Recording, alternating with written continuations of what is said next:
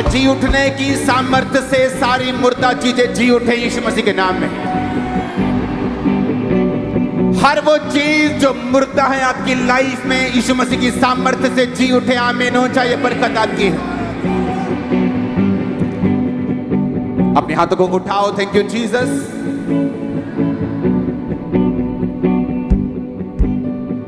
आज आप एक ऐसी स्पिरिट को, एक ऐसी आत्मा को जो यहोवा ने भेजी है, बेदारी की, सामर्थ की, आग की, वर्शिप की लेके जाएंगे जो पहले आप में कभी नहीं थे। आप उस फायर को, उस आत्मा के कटोरे को, मैं देख रहा हूं परमेश्वर आपको पिला रहा है, आत्मा के कटोरे को। आप उस कटोरे को पी के जाएंगे और आपका अपना भाग, मन, भावना होगा यीशु मसीह के सामर्थ्य नाम में। आपका फाइनेंस का भाग, आपकी मैरिज लाइफ का भाग, आपके रिलेशनशिप्स का भाग, आपके घर, आपके रिश्तेदारियां, आपके ब्लेसिंग्स, आपकी शारीरिक और आत्मिक ब्लेसिंग्स का भाग, मन, भावना होगा यीशु मसीह के नाम में। आज रेजरेक्शन वाले दिन आपकी लाइफ के ऊपर मैं प्रोफेटिक वर्ड को रिलीज करता हूं। आपके रिश्तेदार और आपके लोग आपकी टेस्टिमनी को सुनने के लिए आपके पास आएंगे बहुत जल्दी। आज आपकी लाइफ के ऊपर मैं प्रोफेटिक वर्ड्स को रिलीज करता हूं, भविष्यवाणी के शब्दों को रिलीज करता हूं। आज के दिन आपके कर्ज फिनिश हो चुके हैं यीशु मसीह के नाम में।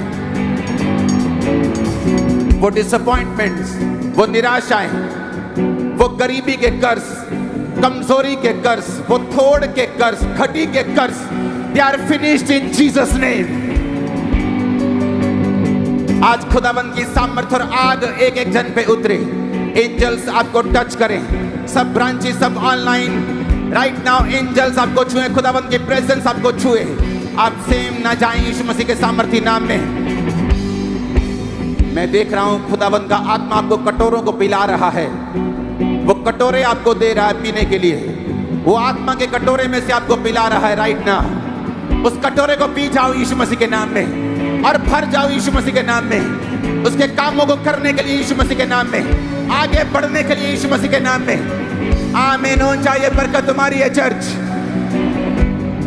Hallelujah, hallelujah.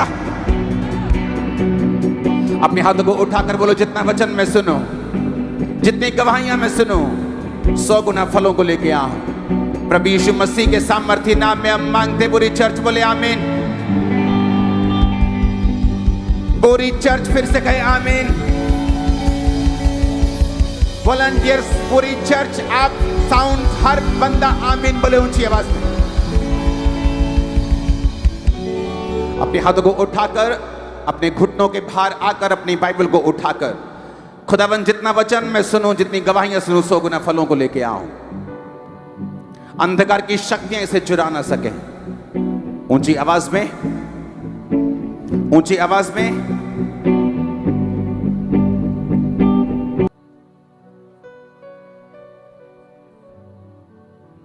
प्रभु यीशु मसीह के सामर्थी नाम में हम मांगते हैं।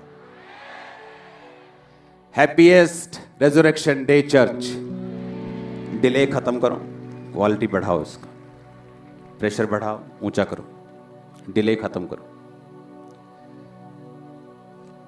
बधाई हो आपको, आप सेम वापस नहीं जा रहे। पक्का बता रहा हूं मैं, आप सेम नहीं जा रहे।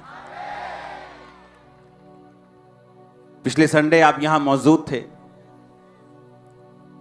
वो डालियां लेकर, और पूरी दुनिया में डालियां लेकर लोग चर्चिस में मौजूद थे, इसलिए कि जीसस क्राइस्ट का स्वागत हुआ था, तो मुझे भी स्वागत करना है डाली लेके। लेकिन आपको क्या बताया था कि वो कहां होना चाहिए? कहां होना चाहिए?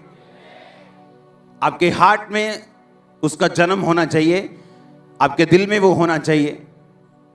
उसका स्वागत अपने दिल की डाली के साथ करना है। आमीन। हल्का डिले खत्म करना है बस। ओके।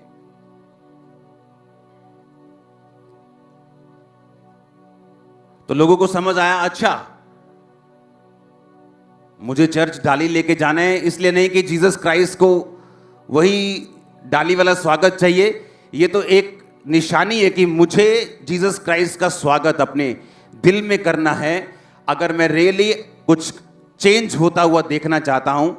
नहीं तो जिस तरह दूसरे लोग अपने त्योहारों को मनाते हैं लेकिन उनकी जिंदगियों में कोई भी चेंज नहीं होता, उसी तरह से क्रिश्चियन लोग भी अपने त्योहारों को मनाते हैं और जिस करेक्टर के साथ चर्च में एंटर करते हैं उसी करेक्टर के साथ वापस चले जाते हैं और उनकी जिंदगियों में कोई बदलाव नहीं होता। इसीलिए उनकी लाइफ में वो ब्लेसिंग्स और वो बुलाहट भी पूरी नहीं होती जिसके लिए परमेश्वर ने उन्हें अपने पास बुलाया।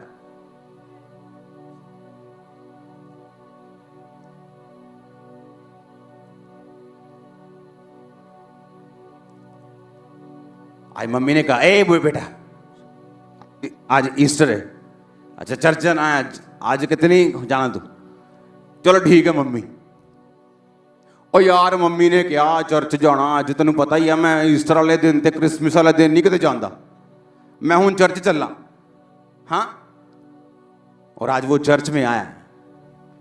सुनो, क्या करने? क्योंकि यीशु मसीह 2000 साल पहले जी उठे थे,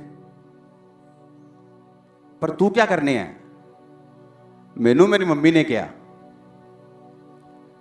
पर तू क्या करने आया चर्च? क्योंकि मेरा परिवार में, क्रिश्चियन परिवार में जन्म हुआ, इसलिए मैं आया हूं।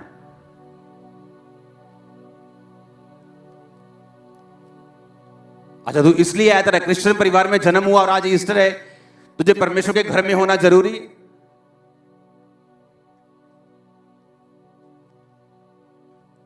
यीशु मसीह जी उठे थे आज से 2000 साल पहले, इसलिए मैं चर्च में आया हूं क्योंकि मेरी फैमिली क्रिश्चियन है।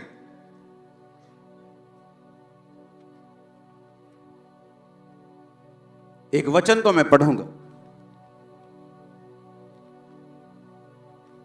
प्रेरितों के काम 4 उसकी 33 आयत में लिखा, प्रेरित बड़ी सामर्थ से प्रभु यीशु के जी उठने की गवाही देते रहे और उन सब पर बड़ा अनुग्रह था।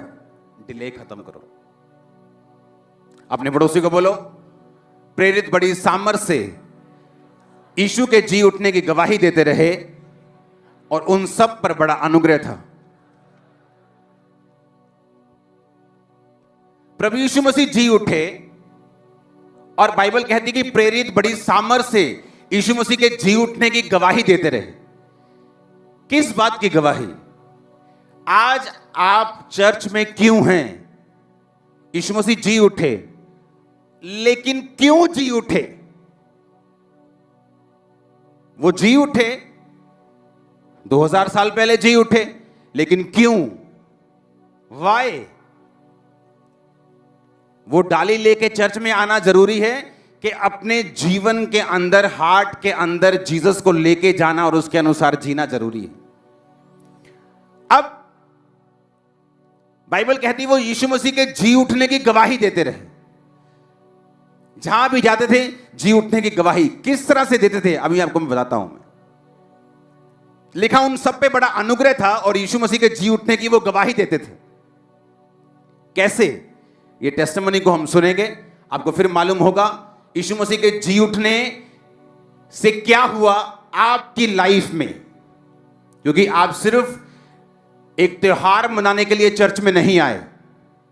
आज दुनिया की हर चर्च भरी हुई, क्योंकि दुनिया का हर क्रिश्चियन आज चर्च में बैठा है। लेकिन अगर आप खामरा को देखेंगे तो हर संडे यहां भरा होता है। हां, हर संडे थर्सडे यही हाल होता है। सुनो, कारण क्या? जो आपको मालूम होगा, मीटिंग से पहले मैं हमेशा चर्च में चक्कर लगाता हूं। आपको मालूम कुछ लोगों को होता है, चाहे वो रिहर्सल हो चाहे कुछ भी हो, तो मैं आता हूं सीक्रेटली। तो मैं कई बार गाड़ी में जाता हूं तो मैंने देखा कि शायद ये चर्च ही जा रही है, तो मैंने कहा कि आप चर्च जा रही हैं तो आप बैठो। तो मैंने पीछे बिठाया, मेरी वाइफ साथ थी। कितने साल बाद मैरिज के? 15 साल बाद। सुनो मेरी बात, मैं इंडिया में रोज कई लोगों से मिलता हूं, सैकड़ों लोगों से रोज मिलता हूं। रोज उनके बारे में मैं बात करता हूं। कई बार जब मैं फॉरेन में होता तो मैं लोगों से मिलना नहीं चाहता, फिर मैं अलग रहता हूं। उसका रीजन ये है कि जब मैं लोगों से मिलता हूं, जैसे ही आप मेरे सामने आते हैं मेरी स्कैनिंग मशीन ऑन हो जाती है, ये अंदर स्कैनिंग लगी। सुनो ध्यान से, मैं आपको बताता हूं क्या चीज है। जब परमेश्वर के जी उठने की सामर्थ का प्रेरित गवाही देते थे, वो क्या गवाही देते थे? वो ये गवाही देते थे कि प्रभु यीशु मसीह मुर्दों में से जी उठा। हां, रोमियो 8 उसकी 11 आयत में लिखा, जिस परमेश्वर की आत्मा ने यीशु मसीह को मुर्दों में से जी उठाया, वो तुम्हारे, कहां है वचन, तुम्हारे नश्वर शरीरों को क्यों ना जी उठाएगा। रोमियो 8 उसकी 11 आयत को निकाल के रखो जल्दी।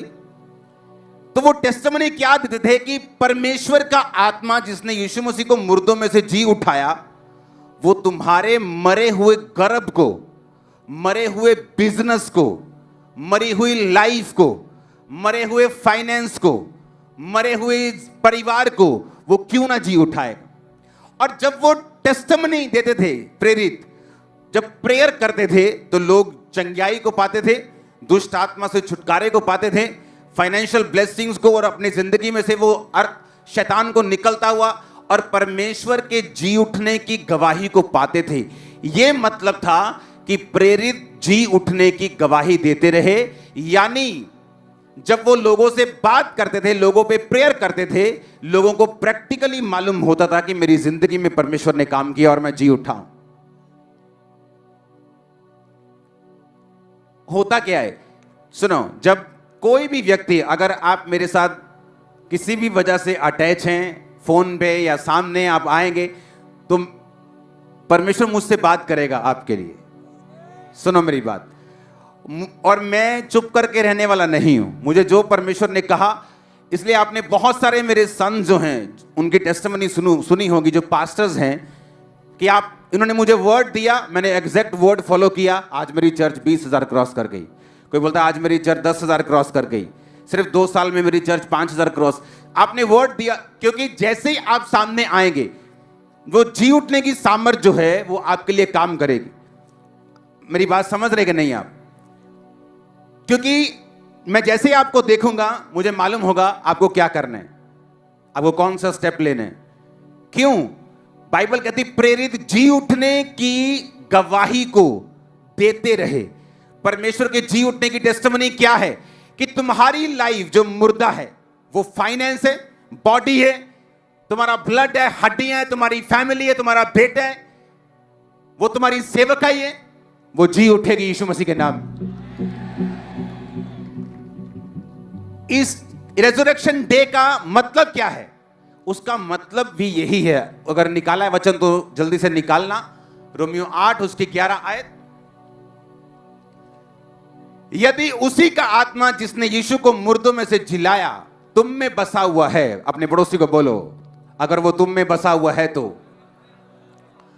बोलो, बोलो पड़ोसी को, अगर वो तुम में है तो जिसने मसीह को मुर्दों में से जिलाया, वह तुम्हारी नश्वर देहों को भी अपनी आत्मा के द्वारा जो तुम में बसा हुआ है जिलाएगा।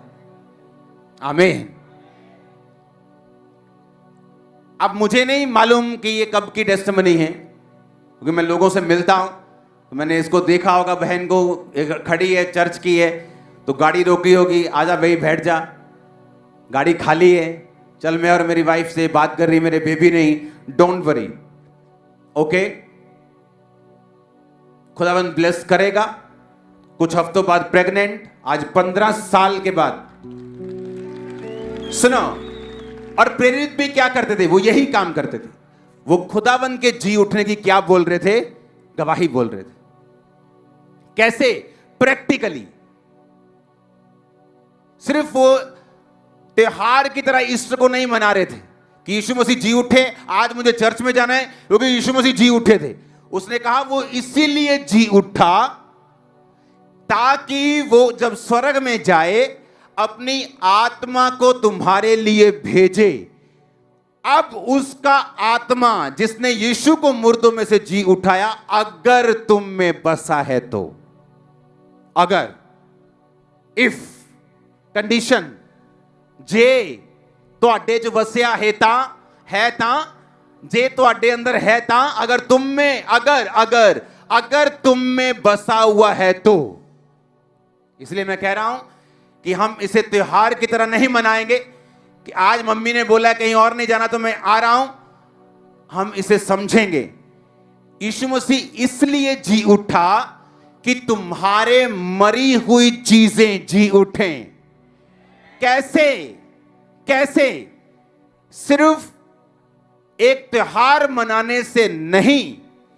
कहता वो आत्मा जो जीसस के अंदर था और उसने उसकी मुर्दा देह को जी उठाया, अगर वो आत्मा तुम में बसा हुआ है तो वो तुम्हारे मरे हुए शरीरों को क्यों ना जी उठाएगा।